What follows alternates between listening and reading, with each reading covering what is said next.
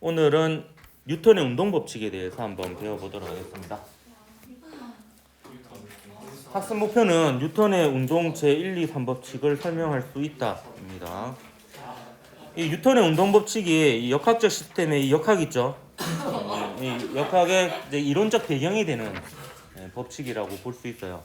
그래서 비록 이제 보충으로 하는 수업이긴 하지만 실질적으로는 굉장히 중요한 내용이다라고 볼 수가 있습니다.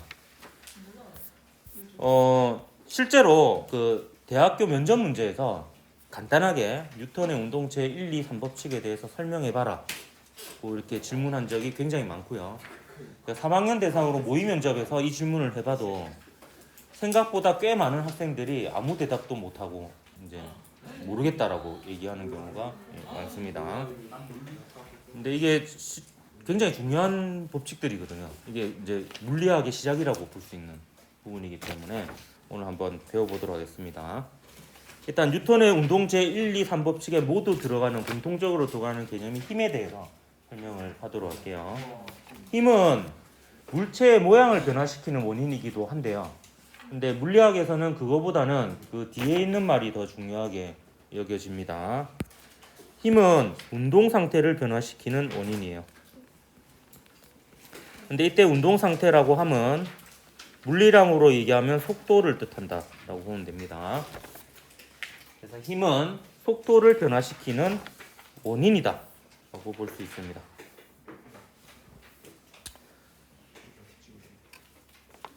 좀 더 엄밀하게 정의하면 그 힘은 운동량을 변화시키는 원인이다라고 할 수 있는데 이 운동량도 여러분이 통합과학에서 배우는 물리량이고요. 속도에다가 질량을 곱하면 운동량이 됩니다. 그런데 왜 이렇게 힘을 정의를 내렸냐면 고등학교 과정에서는 질량이 변하는 경우는 배우지 않습니다. 그래서 속도만 변하기 때문에 힘을 속도 변화의 원인이다 라고 이제 고등학교에서는 정의를 내립니다. 자, 이 말 자체에 뉴턴의 운동 제1법칙과 2법칙이 살짝 녹아 있습니다. 뉴턴의 운동 제1법칙은 힘이 0일 때 원인이 0인 거죠. 원인이 없는 거죠. 그럴 때 속도가 변하지 않는다라는 게 1법칙입니다. 제2법칙은 힘이 0이 아닐 때, 힘이 작용할 때 속도가 변한다라는 것에 관한 법칙이 되겠습니다. 3법칙은 이 힘에 대한 약간 부연 설명이다 라고 볼 수가 있습니다. 자, 힘의 단위는 이 운동 법칙을 발견한 과학자의 이름을 따서 N이라고 표기하고 뉴턴이라고 읽습니다. 만약에 제가 운동 법칙을 발견했다면 힘의 단위가 옥이 되었겠죠. 10옥, 20옥. 근데 이제 뉴턴이 저보다 먼저 태어나서 먼저 운동 법칙을 발견했기 때문에 자신의 이름을 그 힘의 단위에 새길 수가 있었습니다. 네? 왜 그래? 웃겨? 자, 이게 보통 그 물리량이나 이런 과학적 양의 단위로 이제 그 과학자들 이름이 들어가는 경우가 많은데 요 힘 같은 경우에는 그 과학에서도 굉장히 중요한 양이고요. 거기에 이제 자신의 이름을 새겼으니까 뉴턴이 얼마나 이제 대단한 사람인지를 알 수가 있죠. 자, 힘의 3요소는 이제 힘에 포함되어 있는 정보를 얘기하는 건데 힘은 일단 크기와 방향이 있습니다. 그래서 화살표로 나타내고요. 대체로는 그 화살표의 길이가 크기, 화살표가 향하는 방향이 방향을 뜻하고 정확한 비율로 잘 그리진 않지만 그래도 대략적으로 힘이 크면 좀 길게 그리고 힘이 작으면 좀 짧게 그리고 이런 경향성이 있습니다. 뭐 여기 점 찍어놓고 작용점이라고 써져 있죠. 작용점은 뭐냐 하면 이 힘이 어느 물체에 작용하느냐에 해당하는 정보가 되겠습니다. 나에게 작용하는지, 책상에게 작용하는지, 지구에게 작용하는지를 이제 명확히 해야 됩니다. 그래서 보통은 요 화살표의 꼬랑지 있죠. 요 꼬랑지 부분을 이 힘이 작용하는 물체 내부에 포함되도록 화살표를 그리는 경우가 일반적입니다. 뭐 반드시 그래야 되는 규칙이 있는 건 아닌데 일반적으로 힘을 표시할 때 A라는 물체에 힘이 작용하면 그 힘을 표시할 때 이 화살표의 꼬랑지를 그 A라는 물체 내부에 포함되도록 이렇게 그림을 그린다라고 보면 되겠습니다. 자, 힘 중에서 좀 특별한 힘이 있습니다. 물체에 작용하는 힘들을 모두 합친 힘. 힘인데요. 이 힘을 뭐라 그러냐면 R자 힘.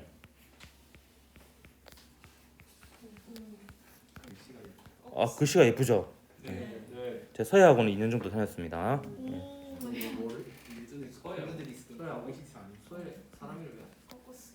네. 그때 제가 배운 그 글씨체가 구양순체라고 하는 건데요. 구양순은 그 중국의 여성 서예가 이름이에요. 되게 좀 여성스럽고 부드러운 글씨체였는데 보통 그 교과서에 있는 글씨체는 왕이지체가 많거든요. 왕이지? 예, 그거는 왕희지. 그 중국의 또 유명한 남성 서예가 왕이지체나 한석봉체나 추사체 이런 것들이 많이 있는데 저는 특이하게도 이제 여성 서예가의 그 서체를 배웠습니다. 놀랍게도 방금 한 이 이야기는 준비된 농담으로서 앞선 7반에서 다 했던 농담이 되겠습니다. 적혀있어요. 이거 R자임을 적을 때 신경 써서 글씨를 예쁘게 적는다. 애들이 글씨가 예쁘다는 말을 있으면은 이렇게 얘기한다. 여러분이 이제 제 계획에 걸려들었다 이렇게 볼 수가 있습니다.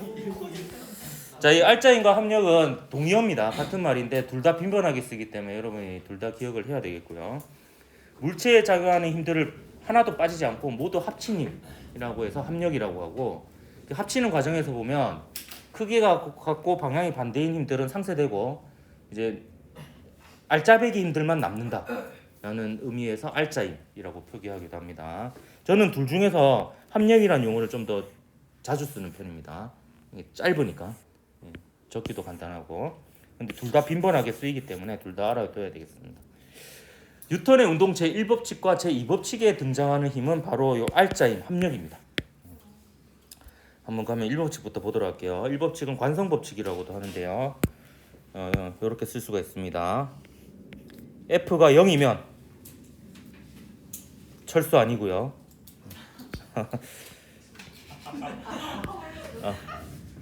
그 예전의 문제들을 보면 철수 0이 민수가 문제에 많이 등장을 했거든요. 그래서 보통 0이 나오면 F가 0이면 철수 아니고. 근데 지금 요새 이 철수 시리즈를 많이 못하게 생겼어요. 이제 최근 모의고사에서 이제 철수 0이 민수가 사라지고 학생 ABC로 바뀌어가지고 이 수많은 철수 시리즈를 이제 할 수 없는 좀 안타까운 철수 0이 민수가 부활됐으면 좋겠어. 영희가 F면 왜 철수야? 이해 못했다 저거. F가 0이면 0이면 0이니까 철수가 아닌 거지.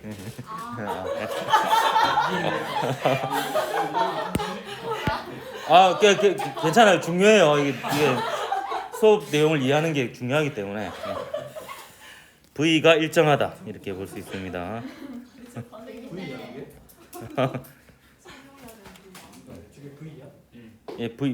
V는 이제 분리하는 사람들은 소문자 V를 이렇게 많이 쓰는데 속력을 나타낼 때 제 느낌에는 왜 그러냐면 전압에도 V를 써요. 근데 전압은 이렇게 쓰거든요. 그래서 전압하고 속력을 좀 구분하기 위해서 좀 이렇게 쓰는 경향이 있습니다. 그래서 이게 필기체 V인데 이게 뭐 한 150번 정도 쓰면 이렇게 쓸 수 있습니다.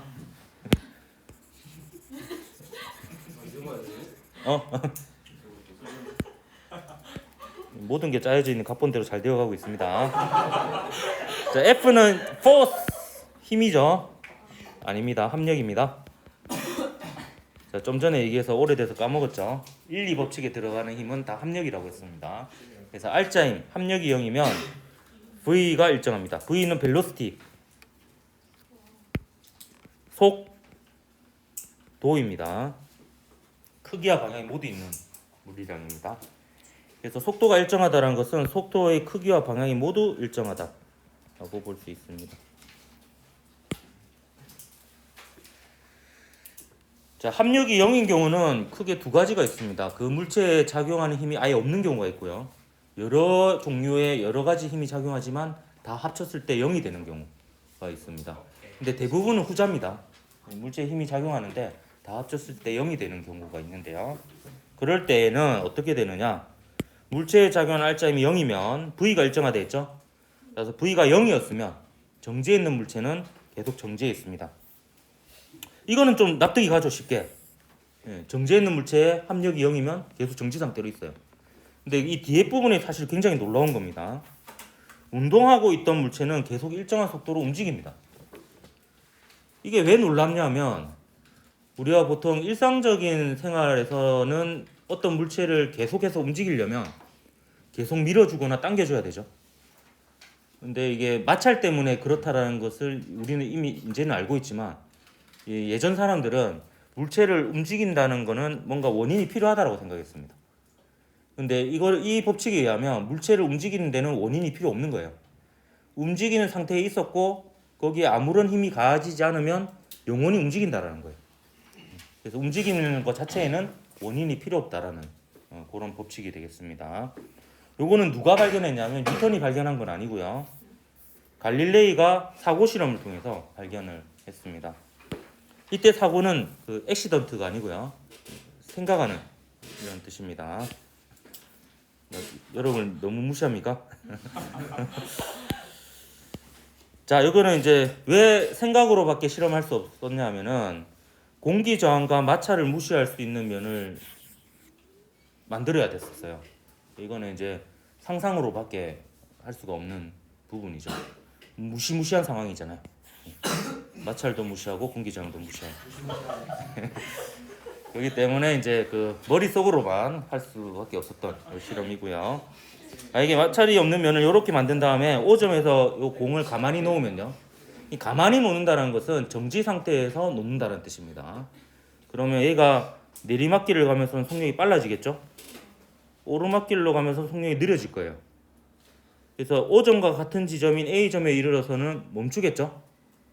왜냐하면 왠지 그럴 것 같으니까. 맞잖아요. 왠지 그럴 것 같잖아요. 제가 농담처럼 얘기했지만 이것도 과학에서 쓰는 방법 중에 하나예요. 왠지 그럴 것 같으니까 그렇다라고 가정하고 계속 관찰을 해보니까 계속 그러면 그럴 가능성이 높은 겁니다. 그게 귀납적 사고라고 볼 수가 있는 거예요. 과학도 생각해보면 이제 사실 이게 그런 거예요. 그냥 맞다라고 가정한 다음에 그게 다 설명이 계속되고 틀린 사례가 안 나오면 그게 맞는 거예요.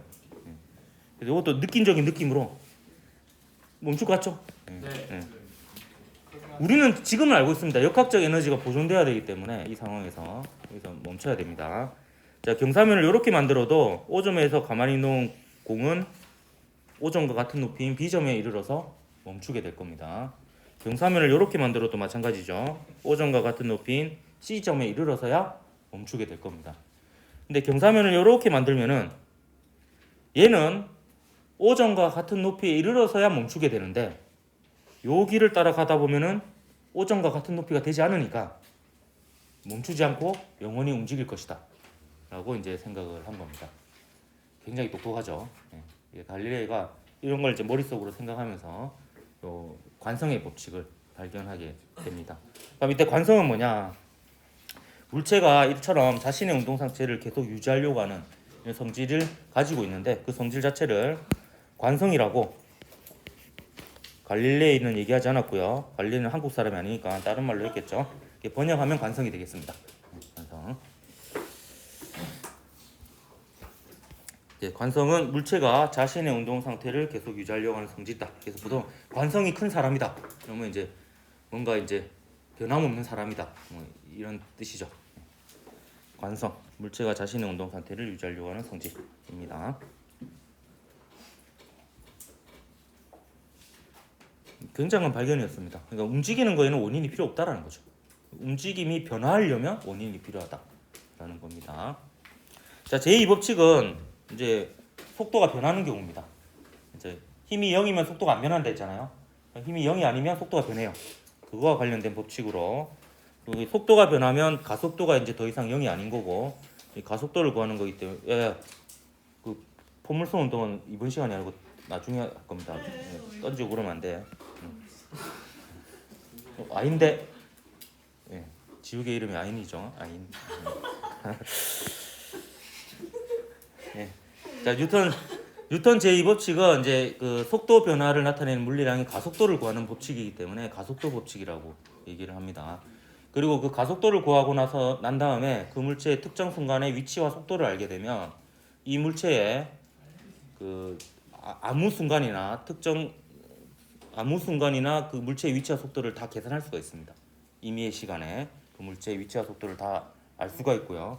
그 말은 이 물체의 운동에 대해서 모든 것을 알 수 있는 게 되기 때문에 그 출발점이 이 가속도를 구하는 거기 때문에 요 뉴턴의 운동 제2법칙 자체를 운동 방정식이라고 이렇게 얘기하기도 합니다. 한 번쯤은 본 적 있을 겁니다. F는 ma 들어본 적 있습니까? 네. 저는 거꾸로 적을게요. ma는 F. 물론 장난으로 그런 건 아니고 이유가 있습니다. 일단 중요한 식이니까 각각이 뭔지를 좀 적어 놓도록 합시다. 자, M은 mass, 칼이죠. 네. 질량입니다. A는 acceleration, 가속도죠. 네. 네, 가속도 맞습니다. 자, F는 force, 힘이죠. 네. 아닙니다. 합력입니다. 계속 속네. 힘 중에서도 특히 합력입니다. 알짜 힘. 1법칙과 2법칙에 등장하는 힘은 합력이라고 제가 얘기했죠. 질량과 가속도의 곱은 합력과 같습니다. ma는 F. 근데 왜 F는 ma라고 안 쓰고 ma는 F라고 쓰느냐? 저도 고등학교 때는 F는 ma라고 배웠습니다.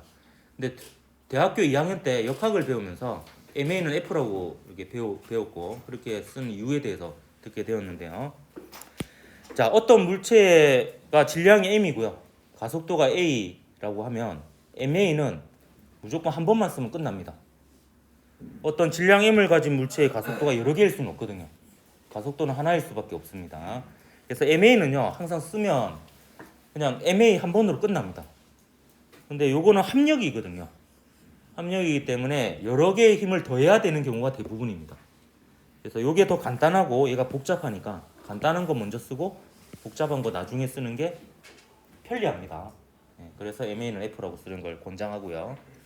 그 다음에 요 A는 속도가 변한다는 결과라고 볼 수가 있고요. 요 F는 속도 변화의 원인이라고 볼 수 있습니다. 그래서 결과를 먼저 적고 원인을 나중에 적는 것이 과학적 사고의 입장에서는 좀 더 명료한 경우가 있습니다. 그래서 어떤 학자들은 서양이 동양보다 과학의 발전이 더 앞섰던 이유가 어순 때문이라는 주장하는 사람도 있어요.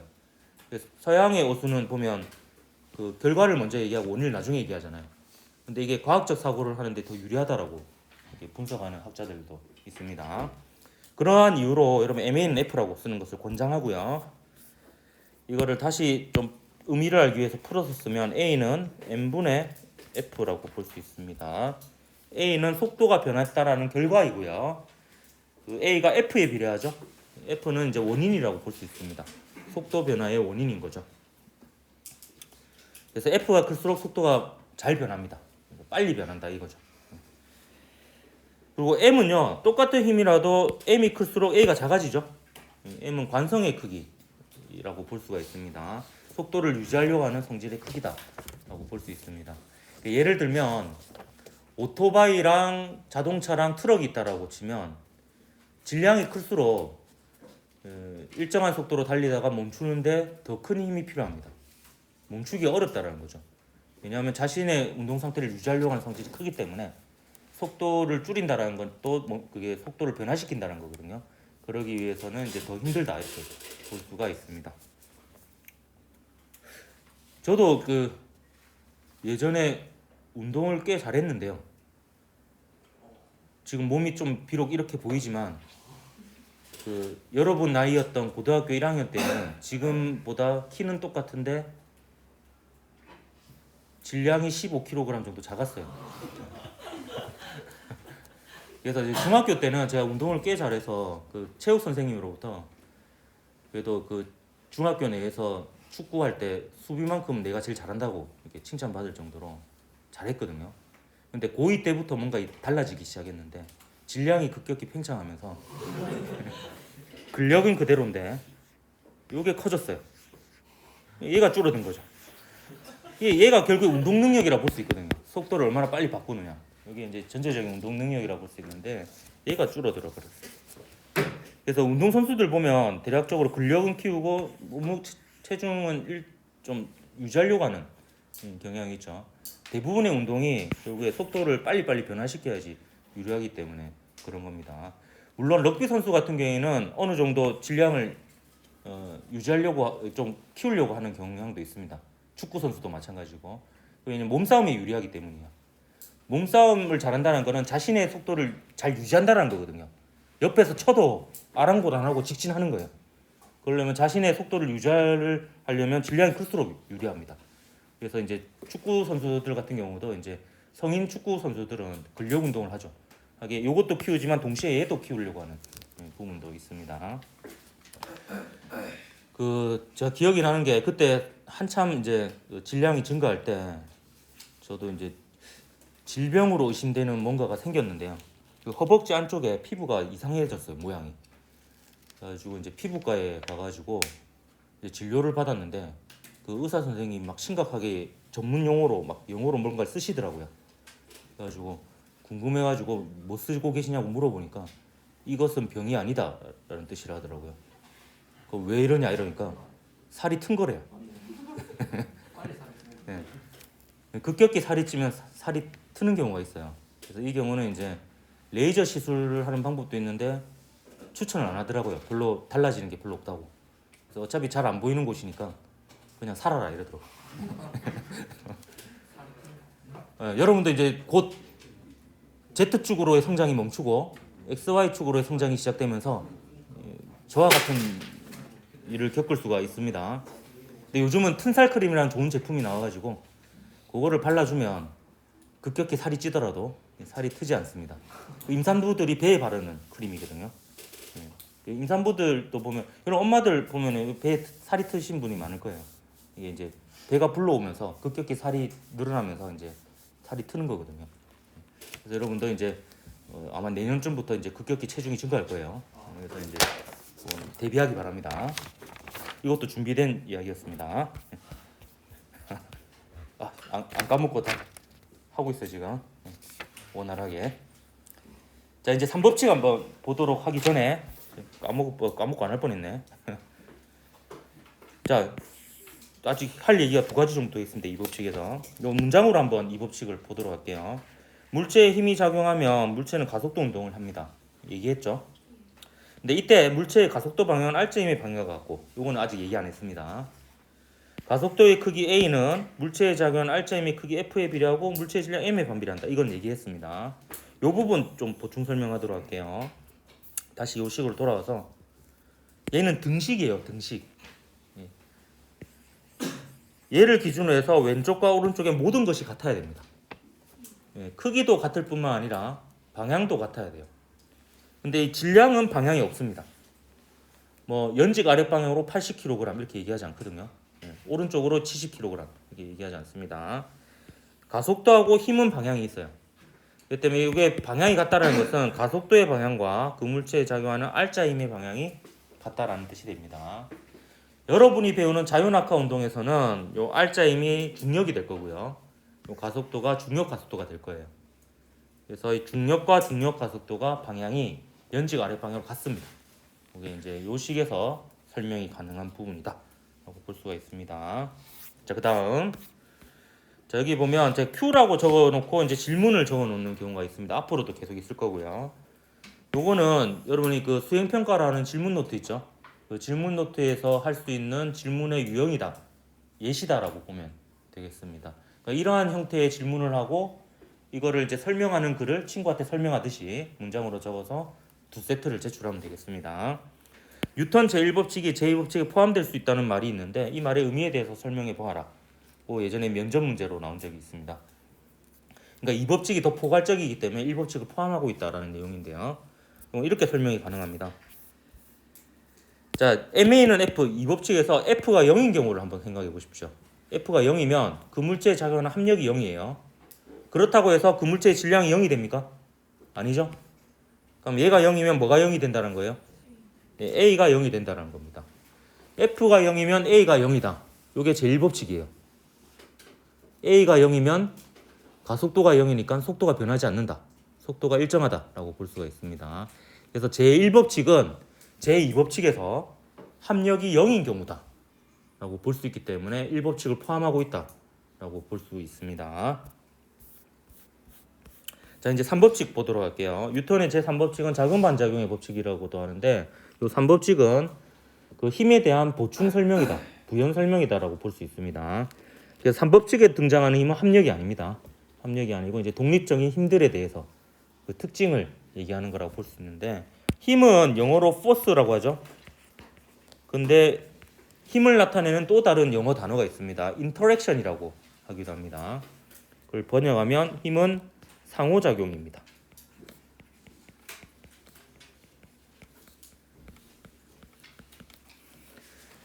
힘은 상호작용입니다. 상호작용이라는 것은 서로가 서로에게 작용한다는 뜻으로 이제 쌍으로 존재한다는 의미이기도 합니다. 힘은 항상 짝이 있습니다. 쌍으로 존재합니다. 단독적으로 작용하는 힘은 없어요. A라는 물체가 B에 힘을 가하게 되면 반드시 B라는 물체도 A에 힘을 가하게 되어 있고요. 요 두 힘은 항상 크기가 같고 방향은 서로 반대 방향이 됩니다. 그래서 힘은 항상 두 물체 사이의 상호작용이고요. 한 물체가 다른 물체에 힘을 가하면 다른 물체도 그 물체의 크기가 같고 방향이 반대인 힘을 가합니다. 이 중에서 하나를 작용이라고 하면 나머지 하나는 반작용이라고 합니다. 둘 중에 아무거나 작용이라고 하면 됩니다. 그럼 나머지가 반작용이 되는 겁니다. 예를 들어 볼게요. 모든 힘은 작용 반작용의 예가 될 수 있습니다. 물론 짝을 잘 지어야 됩니다. 자, 제가 칠판을 밀고 있어요. 그럼 제가 칠판을 밀고 있죠? 그럼 거꾸로 주어와 서술을 바꾸면 돼요. 칠판도 저를 밀고 있습니다. 반대 방향으로. 그다음 제가 이렇게 바닥에 서 있으면 제가 발바닥으로 바닥을 아래쪽으로 밀고 있습니다. 그러면 그에 대한 반작용으로 또 바닥도 제 발바닥을 위로 똑같은 크기의 힘으로 밀고 있습니다. 그다음에 지구가 나를 잡아당기고 있죠? 이게 중력 무게입니다. 다음 시간에 배울 건데요. 똑같은 크기의 힘으로 저도 지구를 잡아당기고 있습니다. 그러니까 고등학교 1학년 때보다 지금이 더 힘든 거예요. 15kg에 해당하는 그 무게만큼 더 잡아당기고 있으니까 쉬지 않고 하루 종일 잡아당기고 있죠. 이렇게 조심해라. 자, 그리고 한 두 가지 정도 예를 더 들어보도록 할게요. 하나는 그 로켓이 가속되는 과정을 설명해봐라고 하면 이것도 애들이 많이 틀립니다. 로켓이 이제 땅에서 이렇게 출발하면 점점 속도가 증가하잖아요. 가속도 운동을 하게 되는데 그 출발하는 장면을 떠올리면서 이렇게 대답하는 경우가 있습니다. 로켓이 땅을 밀면 땅이 로켓을 밀어서 로켓이 가속될 수 있어요 라고 얘기하는데 문제는 공중에 뜨면 바로 문제가 생기죠. 공중에 뜨면 땅을 밀 수가 없잖아요. 그럼 이제 밀어낼 또 다른 대상을 찾아냅니다. 그래서 고민하다가 정답인 것을 확신하고 또 얘기를 해요. 로켓이 공기를 밀면 공기가 로켓을 밀어서 로켓이 앞으로 갈 수 있어요. 속도가 증가할 수 있어요. 이렇게 얘기를 합니다. 이것도 곧 문제가 생깁니다. 로켓은 우주 공간으로까지 날아가기도 하죠. 그래서 우주 공간인 진공인 상태로 가게 되면 이제 밀어낼 공기가 없습니다. 그러면 이제 대부분의 학생들이 멘붕에 오게 됩니다. 뭔가 밀어내야지 걔가 나를 밀어서 가속이 될 텐데 우주 공간에 더 이상 밀어낼 게 없습니다. 그러면서 이제 혼란에 빠지게 되는데 여러분 비행기나 헬리콥터는 공기를 미는 게 맞아요. 그 날개나 프로펠러가 공기를 아래쪽으로 밀면 그 공기 분자가 그 반작용으로 위로 미는 힘에 의해서 뜹니다. 그래서 그 게임이나 영화에서 간혹 그 우주 공간에서 진공인 상태에서 프로펠러로 날아가는 비행체들은 전부 다 설정을 잘못한 거예요. 프로펠러나 날개로 가는 비행체들은 공기가 있어야 됩니다. 근데 로켓은 다릅니다. 로켓은 어떻게 작동하냐면 이렇게 작동합니다. 자, 이게 로켓이에요. 제가 그린 거고요. 이렇게 하면 좀 더 완벽한 로켓이 됩니다. 누가 봐도 로켓인 거죠. 여기 연료통이 있어요. 연료통 안에서 가스가 폭발합니다. 연료가스가 폭발한다는 것은 이제 급격한 산화 반응으로 이제 급격한 반응을 일으키면서 이 가스 분자들이 빠른 속력으로 동사방팔방으로 퍼져나가기 시작합니다. 근데 이 중에서 이렇게 왼쪽과 오른쪽으로 간 가스 분자는 요 로켓을 똑같은 크기의 힘으로 왼쪽 오른쪽으로 미니까 이 두 힘은 상쇄가 됩니다. 마찬가지로 이렇게 간 녀석도 로켓을 미는 힘이 상쇄가 되죠. 이렇게 간 녀석도 로켓을 미는 힘이 상쇄가 돼요. 근데 앞뒤로 가는 게 이제 달라집니다. 앞으로 간 가스 분자는 로켓을 앞으로 밀어요. 근데 뒤로 가는 가스 분자는 로켓에 힘을 작용하지 않고 뒤에 나 있는 구멍을 통해 그냥 그대로 빠져나갑니다. 그리고 이 가스 분자는 로켓을 앞으로 밀면 로켓은 이 가스 분자를 뒤로 밀어요. 뒤쪽 방향으로 속도가 생겨서 뒤로 가겠죠? 근데 이 이후에는 또 구멍을 통해서 로켓에 더 이상 힘을 작용하지 않고 그냥 빠져나가 버립니다. 그렇기 때문에 최종적으로 이 가스는 로켓을 앞으로 민다라고 볼 수가 있는 거예요. 그 힘에 의해서 가속이 되는 겁니다. 그래서 오히려 우주 공간에서 공기 저항이 없으면 좀 더 빨리 속도가 증가할 수 있어요. 그 공기 저항에 의한 방해가 없으니까 좀 더 추진을 빨리 할 수 있다라고 볼 수가 있습니다. 자, 이제 마지막으로 그 고등학교 때 물리 선생님이 해주셨던 예를 하나 드리고 마치도록 하겠습니다. 여러분이 지금 17세죠. 그래서 한 4년쯤 지나면 남학생들 중 대부분하고 여학생들 중 극히 일부가 입대를 하게 됩니다. 이제 2023학년도부터는 이등병 월급이 60만 원, 병장 월급이 100만 원으로 올랐더라고요. 그래서 군인 전용 적금이 9.5%. 그래서 부럽습니다. 4년 뒤면 여러분 이제 군대 입대하게 될 거고요. 운이 좋으면 해군으로 빠질 수가 있고요. 거기서 좀 더 운이 좋으면 전함을 탈 수가 있고요. 그래서 좀 더 운이 좋으면 서해안에 북방 한계선 근처에서 전함을 타고 근무를 할 수가 있습니다. 거기서 좀 더 운이 좋으면 이제 그 타고 있던 전함의 엔진이 고장 날 수가 있고요. 거기서 좀 더 운이 좋으면 이제 남풍이 불어오기 시작합니다. 그 상황에서 제가 초등학교 때 틀린 건데 남풍이면은 남쪽에서 불어오는 방향 바람이더라고. 그러니까 방향으로 치면 남쪽에서 북쪽을 향하는 바람이 됩니다. 그러니까 그 바람이 전함의 속도를 변화시켜서 점점 북으로 속도가 생기겠죠. 이때 당황하지 말고 뉴턴의 제3법칙, 작용 반작용 법칙을 떠올리며 대처 방법을 알려주셨습니다.